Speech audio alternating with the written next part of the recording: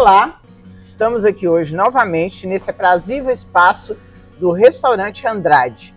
E ao meu lado, um ícone do Teatro Mineiro, que é o Carlos Nunes, que é ator, diretor, produtor cultural e autor de vários espetáculos.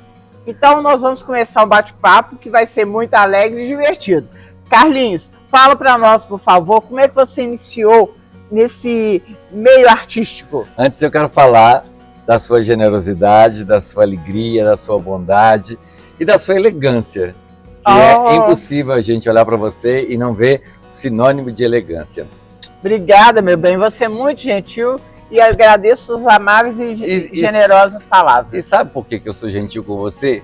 Porque você foi gentil comigo lá atrás, há muitos anos, a gente se conhece. De muito décadas mesmo, né? A gente se conhece. Eu conheci você em Pasolini. Sim. Um dos espetáculos que eu fiz com Afonso Drummond, que hoje mora no Rio. E você sempre foi extremamente simpática comigo. Eu fazia um personagem pequenininho na época, ninguém me conhecia e você já era uma simpatia comigo e generosa com o meu trabalho. Então, obrigado por isso. Eu estou falando aqui para todo mundo saber. Eu sou grato a você. Imagina. Então, eu comecei tem muito tempo, né? Eu costumo dizer que eu nasci em outubro, quando foi em dezembro eu fui Menino Jesus no presépio e nunca mais eu parei. Então, meu primeiro personagem foi o Menino Jesus. Lá na roça, lá no Cerro. Que delícia. Você sabe que eu nasci, né? Que benção. Na tricentenária Cerro, uma cidade linda, eu né? Conheci. Você conheceu o Cerro? Conheci. Muita gente não conhece o Cerro, mas precisa conhecer. É uma cidade muito bonitinha e tem um povo muito legal e uma comida maravilhosa. Sim. Aí lá, quando eu era pequeno ainda, eu saí do Cerro, eu tinha 7 anos. Quando eu saí do Cerro, eu fui morar em Vitória, no Espírito Santo. A minha família era muito pobre. A minha mãe teve 19 filhos. Olha pra você ver, a minha mãe teve muito 19 corajosa. Filhos. Quando meu irmão mais velho já tinha 20 anos, nasceu o mais novo. Então eu não convivi com o meu irmão mais velho. Ele para mim era um estranho, assim, porque a gente não conviveu. Essa coisa de irmão a gente não tinha.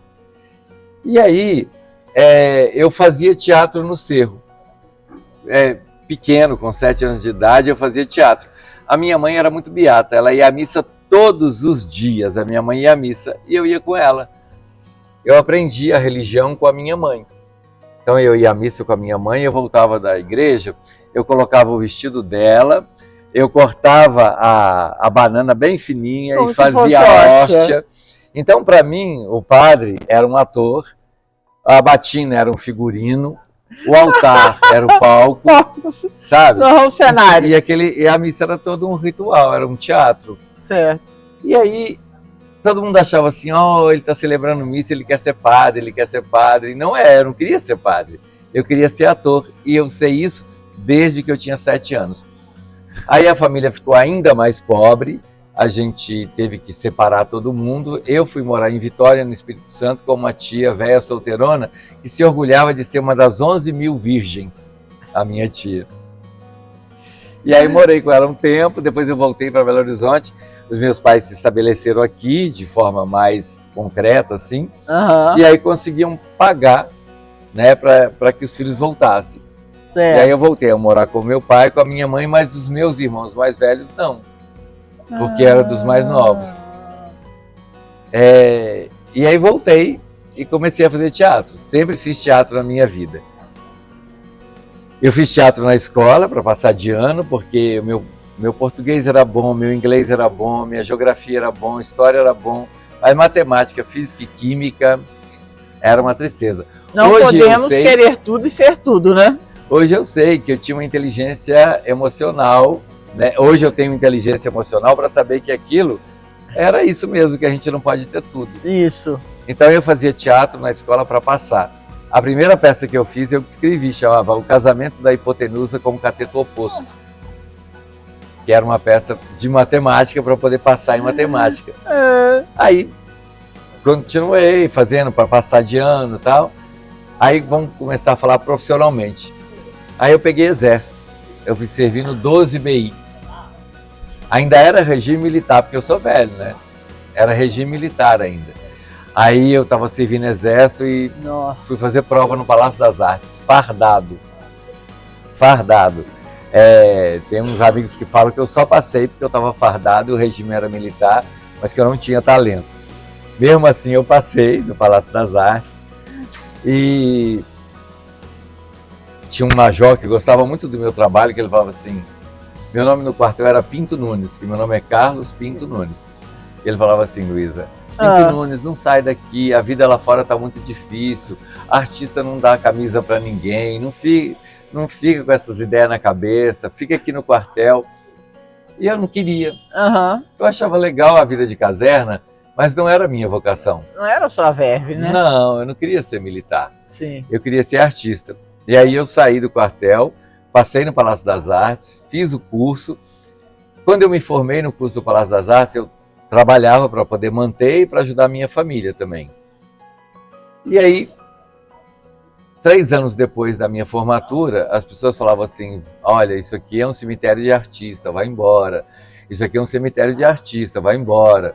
O Zé Maia está fazendo um bom artista daqui, ele está fazendo o Besouro no sítio do Pica-Pau Amarelo, vai embora daqui. A referência era Zé Maia. Zé Maia saiu daqui e foi para o Rio. O Maia, desde que eu conheci, ele sempre quis ir para o Rio, né? O foco dele era ir para o Rio. É isso. Mas eu não queria ir para o Rio, Luísa. Eu queria ficar aqui. Tanto que hoje eu posso decidir se eu posso ficar aqui, se eu posso ir para o Rio, mas eu quero ficar aqui. Sim. Então, e eu sempre quis ficar aqui. A gente é reca, mas é roia, né? Eu gosto de ser jeca. Uhum.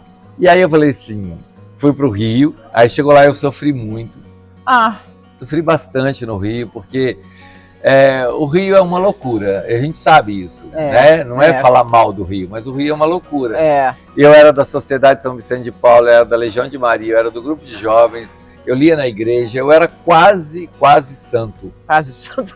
Eu faltava um pouquinho para canonizar. Só faltava um pouquinho para canonizar. E aí eu fui para o Rio. Quando eu cheguei no Rio, eu não consegui compactuar com aquela confusão que era o Rio de Janeiro, sabe? Certo. E aí eu fiquei 3 anos no Rio, 3 anos e meio no Rio de Janeiro, voltei para Belo Horizonte. No dia em que eu voltei para Belo Horizonte, eu comecei a fazer um espetáculo. No dia, a minha prima era atriz, e ela falou comigo assim, vai ter um teste, você conhece a pessoa, vai ter um teste lá na Script, do Márcio Machado. E aí, eu se fosse você ia lá fazer, mas eu se fosse você chegava lá, que as pessoas aqui, elas não valorizam muito o artista local. Você chega lá puxando o S e diz que você está morando no Rio. E aí tem grande chance de você passar no teste. Aí eu cheguei puxando o S,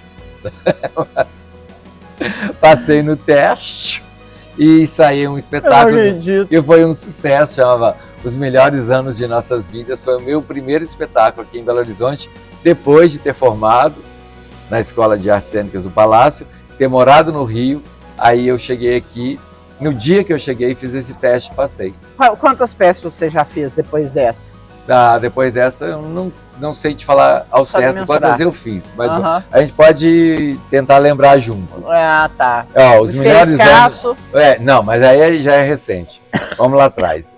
Se bem que depois que eu fiz o Buffet Escasso, eu fiquei 20 anos com o Buffet Escasso. 20 anos? 23, na verdade. É mesmo? Esse ano completa 23. Assim. Então, o que acontece? Eu dediquei muito ao Buffet Escasso, então eu não fiz tanta peça, mas Os Melhores Anos de Nossas Vidas, logo depois Com Jeito Vai, O Conto do Vigário, Deu Charivari no Chalé, Um Caso de Bastante Gravidez. Não tinha uma que eu lembro que Pasolini. Era só Pasolini, uma que era também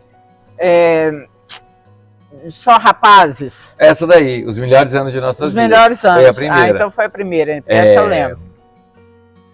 Comeu a Galinha, Tô Pagando o Pato. Francisco de Assis, Do Rio ao Riso.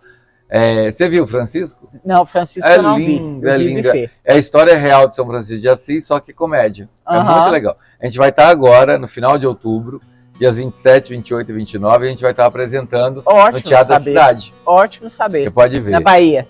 Na Rua Na da Rua da Bahia. Bahia, isso. Ah, tá. Aperte o play e sorria, que é eu e a Caiete, da BHFM, Sim. que é uma pessoa linda, que você precisa conhecer, entrevistar. Infelizmente ainda não tive a oportunidade, mas você vai ter hoje, que eu vou te dar o telefone dela, você vai conversar com ela. Ótimo.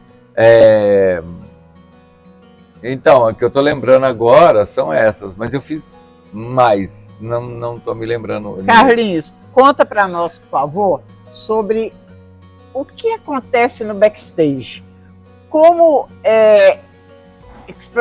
como é que acontece essa magia do backstage? Conta casos pra gente que aconteceram que são bem inusitados, né? Porque a gente sabe que no teatro ocorrem muitas falhas às vezes, porque tudo é ao vivo e muitas vezes ocorrem alguns fatos inusitados que não estão ao alcance do ator ou da atriz e que deixam muitas vezes o ator e a atriz em papos de anjo. Eu vou tentar lembrar em ordem meio cronológica. Isso assim, é ótimo. Mas eu estava fazendo um espetáculo como sonoplasta. Certo. Não como ator, mas como sonoplasta. Eu estava fazendo uma peça chamada Com Jeito Vai. E aí eu era o sonoplasta, eu ficava só soltando o som. E a gente estava em Caeté. E eu como sonoplasta, eu apertei um botão, o botão ficou e não... Aí a peça rodou toda a peça rodou e o botão não voltava, a gente teve que desligar na tomada, mas rodou toda a peça. Ai, meu Deus! Foi assim o dia que eu passei mais aperto na minha vida, que eu me lembro assim, no teatro. No Com Jeito Vai também, uma das atrizes falou que ia fazer o espetáculo, a gente ia todo mundo naquela época, eu tô falando de 30 anos, a gente ia de ônibus, levava todo o cenário, né, embaixo, no bagageiro do ônibus, e chegava lá, a gente fazia. Ia todo mundo junto, até para poder, com as passagens, a gente conseguir colocar muita bagagem embaixo no ônibus. Certo. E aí quando a gente chegou na cidade, a atriz falou assim, não, eu vou na hora, eu não vou com vocês não, porque eu tenho um trabalho para fazer, eu vou. Aí quando chegou na hora de entrar em cena, ela não estava lá. Ela não foi. E aí? E aí, eu era o sonoplasta da peça, o diretor falou assim, eu vou fazer a sonoplastia, você vai entrar e vai contar piada. Aí eu, não, ele não consegue. Eu falei, não, contar piada eu consigo. Aí eu entrei, contei piada, mandaram a atriz embora e eu assumi o lugar dela.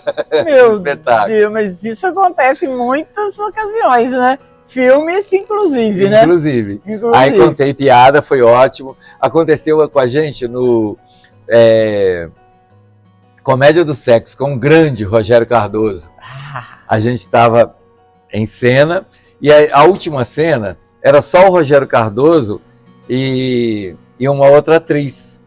Aí estavam os dois lá em cena e a gente saía, porque a gente ficava muito tempo fora, os outros 4 atores saíam e a gente ia tomar banho. Aí a gente foi tomar banho, ficou conversando, brincando, rindo e tal. E deixou o Rogério em cena. E o Rogério em cena. Certo. Ele e a Rosana Ziller. Os dois ficaram em cena. Quando a gente lembrou que tinha que voltar para a cena, a peça já tinha acabado.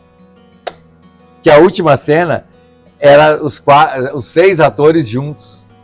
E a gente não fez a última cena, porque a gente estava tomando banho, conversando, rindo, falando bobagem, esquecemos.